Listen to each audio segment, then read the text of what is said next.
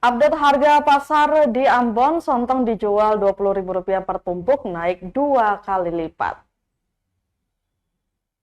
H+1 Hari Raya Idul Adha, sejumlah harga barang di Pasar Madika, Kecamatan Sirima, Kota Ambon masih melonjak Selasa 18 Juni 2024.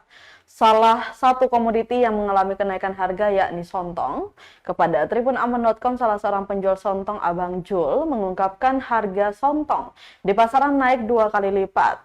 Alhasil harga jual ke pembeli pun ikut naik.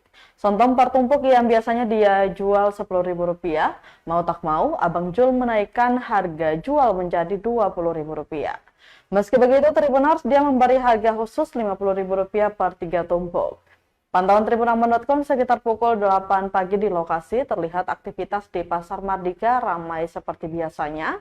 Namun belum banyak pedagang yang berjualan di dalam gedung baru Pasar Mardika.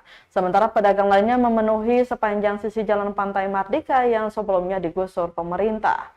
Meski begitu, berhubung masih suasana libur lebaran sehingga kepadatan arus kendaraan tidak sebanyak seperti hari-hari biasanya. Satu tambah berapa? 20.000. Tiga tambah 50. 3 tambah 50. Ini harga ada naik ada turun abang? Ini ada naik. Ada naikin. Sebelumnya berapa? Biasanya 10 tambah. Biasanya 10.000. Download Tribun X sekarang, menghadirkan lokal menjadi Indonesia.